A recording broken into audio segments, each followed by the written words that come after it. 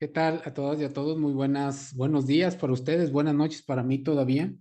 Pero antes de empezar, quisiera dar una enorme disculpa al doctor Evaristo por no estar presente y a ustedes, compañeros, por no compartir esta extraordinaria clase. Pero desafortunadamente, cuestiones laborales me mantienen todavía trabajando el fin de semana. Pero el día de hoy estoy con la mejor disposición para poder trabajar el tema que se nos encomendó. Agradezco mucho a Regina por siempre apoyarme en estas actividades en equipo y siempre tener esta sinergia de trabajo que nos ha llevado y nos llevará todavía más lejos. El día de hoy vamos a platicar una temática que es más que de su dominio. Ustedes la conocen bien porque la han estado practicando junto con nosotros a lo largo de la clase del doctor Evaristo. El día de hoy vamos a iniciar el equipo 2 hablando sobre el enfoque por competencias, las problemáticas didácticas que enfrenta el profesorado. Como ya lo dije, el equipo me acompaña, la maestra Regina Herbert y su servidor, y voy a compartir de una manera breve el trabajo que se nos encomendó, el análisis que logramos hacer dentro de este documento. Iniciando primero, estableciendo un enfoque que tenemos para esta plática, esta pequeña disertación que vamos a tener con ustedes, que es básicamente analizar el enfoque por competencias y la problemática derivada de las políticas educativas, que es un término bastante preponderante durante todo este documento, porque establece la dinámica básica de la problemática que aqueja y sobre todo analiza el documento. Que han buscado el profesorado de educación superior en México enseñe siguiendo modelos didácticos basados en dichos enfoques. Yo creo que para nadie es raro identificar que existe un problema relacionado al enfoque pedagógico, el enfoque didáctico que se da en la enseñanza dentro de educación superior, que ha sido un reto durante muchos años poderlo establecer en cuanto a un nivel en función del conocimiento del área de aplicación y en función de la estrategia de enseñanza, la didáctica o pedagogía que se tiene que establecer para lograr los objetivos, en todo caso, del aprendizaje. Bien, inicia este documento con una pregunta que de aquí parte todo el análisis, que es muy importante que nosotros la podamos identificar hacia dónde va y sobre todo cómo esto puede llevar a hacer una investigación profunda sobre el hecho y los sucesos que pasan en educación superior. La pregunta dice, ¿cómo viven los profesores y profesoras los cambios que las políticas educativas han pretendido promover en las instituciones de educación superior en México en cuanto al diseño didáctico y específicamente al enfoque por competencias?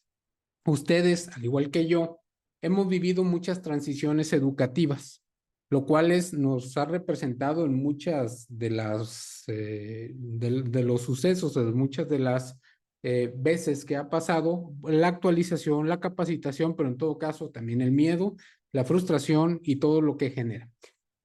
En el caso de educación superior, ha pasado un fenómeno relacionado a la aplicación de políticas educativas de inicios del 2000 hasta la fecha, con la transformación de las prácticas educativas que no han logrado consolidarse totalmente. Entonces, el análisis va hacia allá, a saber cuál es el fenómeno que está pasando dentro de las instituciones educativas de educación superior, valga la expresión, y en relación al maestro y la forma en que ejecuta la clase como tal o en todo caso su práctica profesional frente a sus estudiantes.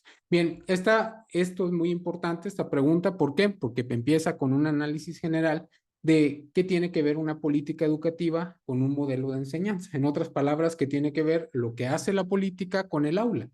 Pues básicamente una política educativa como principio genera una serie de objetivos y una serie de lineamientos.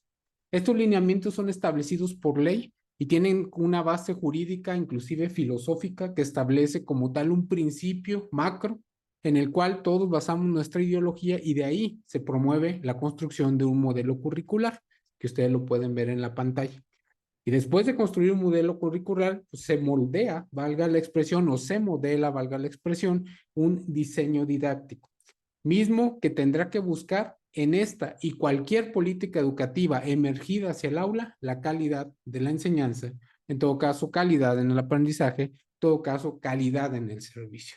Es importante porque debemos de darle una unión lógica en lo que es la política, la visión macro de un país en cuanto al funcionamiento de un sistema de educación a el aula, en relación al aula, que establece los cambios y transformaciones que son más importantes dentro de todo este proceso. Pues bien, La política educativa con el modelo de enseñanza tiene una influencia directa.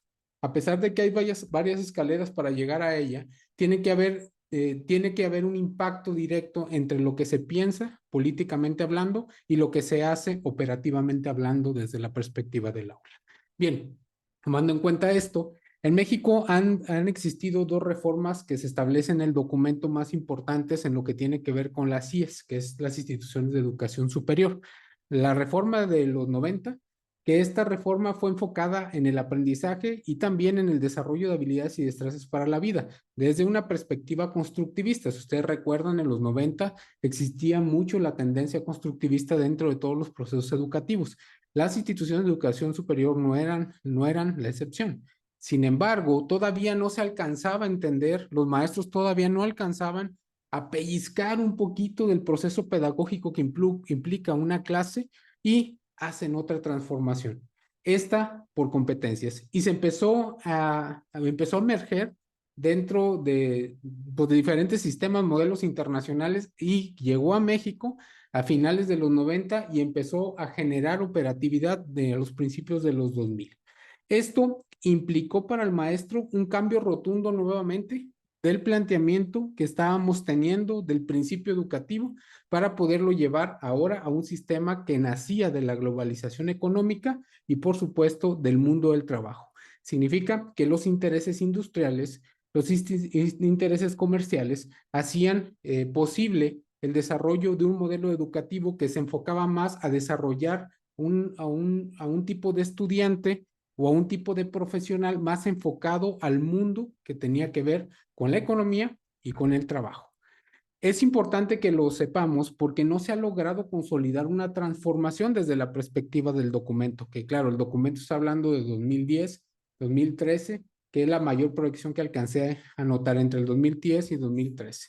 Sin embargo, hasta el día de hoy, seguramente no me va a dejar mentir el doctor Evaristo, no se ha logrado alcanzar, sobre todo en el modelo de competencias, una capacitación que pudiera ser efectiva dentro del desarrollo del proceso pedagógico y sobre eso ahonda más el documento. Continuando con lo anterior, hay una frase que me pareció bastante interesante y que quiero compartir con ustedes. Sobre lo anterior de las reformas y de lo que ha pasado, se establece que estas reformas se han caracterizado por escaso protagonismo docente y falta de definición didáctica, que asuma y haga partícipe los significados pedagógicos del profesorado y por ende favorezca la innovación en la enseñanza. Dos conceptos bastante interesantes dentro de esta frase es la parte didáctica y la innovación de la enseñanza, la palabra innovación como tal, y ahorita lo van a ver al finalizar esta plática en las conclusiones que a mí me toca dar, por qué es importante. Dentro de esta frase lo interesante que tenemos que destacar es que cualquier reforma que se ha aplicado a las CIES no ha logrado alcanzar en totalidad a lo que es el maestro como un educador. Definitivamente, en la tradición de la escuela o los institutos de educación superior, se entiende que el docente debe tener una fortaleza en el conocimiento específico del área o de la competencia laboral como tal. Pero el día de hoy se entiende que además de eso debe de tener también características pedagógicas, una estrategia didáctica y un enfoque tal que permita el hecho educativo, cosa que no pasa en todos los casos. Bien, para lograr atender esta circunstancia y estas debilidades, se han tenido varias propuestas, si quiere usted llamarlo así, o proyectos de desarrollo.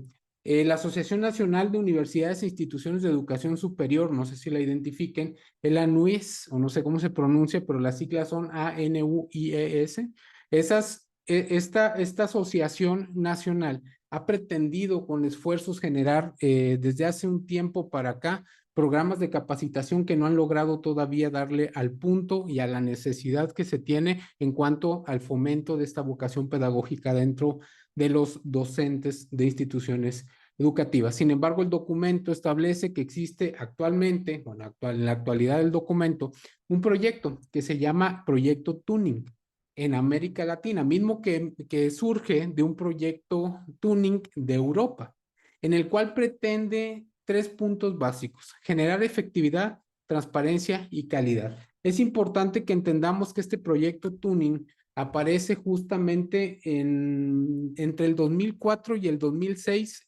Doctor Evaristo, corrígeme si estoy mal, pero justamente es cuando se intensifica o está más intenso el área de reflexión sobre los procesos educativos que están dentro de la institución de educación superior. Surge en la necesidad de poder conectar, generar diálogos y colaboraciones con instituciones de América Latina, específicamente hablando del proyecto Tuning en América Latina, que participan 18 países con más de 65 instituciones y generan un diálogo y un intercambio, un consenso para poder conocer las necesidades que se tienen en cada una de las instituciones, generar planes de acciones, inclusive conocer experiencias de éxito y que les han permitido desarrollar en mejores programas, en todo caso una mejor atención desde la perspectiva educativa. Estos esfuerzos todavía no han logrado llegar a todos lados en el sentido de la necesidad de las instituciones educativas, educativas en cuanto a nivel superior estamos refiriéndonos. Sin embargo, existen, por lo cual el documento describe que en México existe una realidad que no necesitamos leerlo en un documento, yo creo que todos lo sabemos, es que en el caso de México es difícil la implementación exitosa de los modelos basados en competencias. A pesar de los esfuerzos que ha hecho la Asociación Nacional de Universidades e Instituciones de Educación Superior, a pesar de los esfuerzos que se hace con el proyecto Tuning, no se ha logrado una implementación exitosa de los modelos basados en competencias, dado que en México las políticas públicas de últimas décadas han descuidado a la docencia y lo establecen claramente. Y con ello, la formación pedagógica del profesorado. Seamos muy honestos, la práctica pedagógica, el desarrollo de capacidades, perdón, habilidades en el área didáctica no es de arte de magia, es de tiempo y es de procesos. Tiene que ver con la construcción de una idea y esa idea tiene que ser construida en el diario vivir del maestro, pero también en el proceso de desarrollo que se lleva. Por lo tanto, la realidad de México no alcanza todavía a poder tener una implementación exitosa de los modelos porque no ha centrado el esfuerzo para desarrollar al maestro. Y lo dice el documento claramente. Pues bien, para poder hacerlo, una de las grandes discusiones y dilemas dentro de este proceso de desarrollo, o mejor dicho, de entendimiento de lo que está sucediendo en cuanto a la implementación y las problemáticas que tiene el modelo por competencias, establecen que el diseño didáctico y las competencias tienen una unión, pero también una conceptualización que es necesario que tengamos que considerar, puesto que tenemos que visionar el diseño didáctico desde la perspectiva de las IES, o sea, del Instituto de Educación Superior, y la forma en que se tienen que aplicar hacia el interior de cada uno de los procesos que viven los estudiantes. Por lo tanto, genera tres conceptos fundamentales de entender y, sobre todo, generar con ellos una visión más amplia del proceso de educación. Primero, obviamente, el diseño didáctico, que se establece como un conjunto sistemático de principios, normas, recursos y procedimientos específicos que todo profesor debe conocer para orientar con seguridad a sus alumnos. Pero habla de que este diseño didáctico sí es tanto igual al conjunto sistemático de principios, normas, recursos y procedimientos, pero también es tanto igual o parecido a un enfoque de enseñanza, pero es tanto igual parecido a un enfoque cognitivo y constructivista en la enseñanza. Entonces, empieza a generar más adjetivos el diseño didáctico, tanto así que posiciona a un docente como un conocedor del desarrollo del estudiante, del desarrollo de la etapa de cognición en la que se encuentra y sobre todo en el desarrollo de la comprensión, la mejora y la aplicación de los procesos educativos. En otras palabras, un pedagogo completo. El diseño didáctico como tal no es un principio, y lo establece como tal el documento, que es rígido, sino que puede llegar a ser versátil, porque tiene que estar acompañado de otras características como el término que viene a continuación, que es la innovación educativa. Es muy importante que dejemos claro que lo que pretende decirnos el documento es que deben de existir un cambio de paradigma desde el docente, pero también de la forma en que la política educativa se está vertiendo hacia los institutos de educación superior. En cuanto al diseño educativo, entonces se trata de este conjunto sistemático, sí, pero también acompañado con una visión educativa en cuanto a los tipos de instrumentos educativos a utilizar, el tipo de formación que le vas a ofrecer al estudiante, las corrientes pedagógicas y psicopedagógicas que se tienen que utilizar, el lenguaje que tienes que utilizar, los objetivos que vas a alcanzar con él y la forma en que los vas a trabajar para poderlos conseguir. Por otro lado, la innovación educativa, que este es un concepto, no sé si lo han visto últimamente, pero es muy preponderante dentro del desarrollo de las políticas educativas en el mundo, sobre todo en educación básica. Pero en educación, en los institutos de educación superior, es un término que se está tratando de insertar para poder generar una visión más amplia de la transformación que se debe de hacer en el campo de la educación dentro de lo superior. Y lo conceptualiza el documento así. Es la introducción de algo nuevo en un sistema educativo que realiza modificaciones en su estructura y en sus operaciones para que, mediante este proceso, mejoren sus procesos educativos. Y hay que estacionarnos en la última parte, porque dice mejoren sus productos educativos. La innovación implica la mejora y la funcionalidad. El término innovación no nada más generar algo nuevo, tiene que ser algo nuevo y que funcione. Por lo tanto, deberíamos de estarlo adoptando como un concepto que debe de ser necesario para poder generar una transición dinámica hacia un modelo educativo que es exitoso.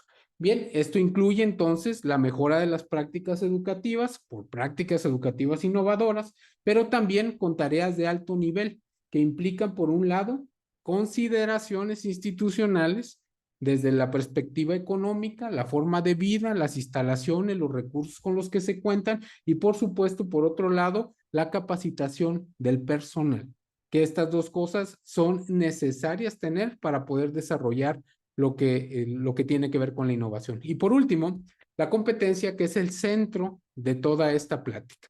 La competencia es la capacidad de poner en movimiento, aplicar conocimientos, saberes, habilidades, que es el saber hacer, y las actitudes que implican los valores, de modo pertinente para resolver problemas o realizar tareas en contextos y situaciones específicas, pero también variadas.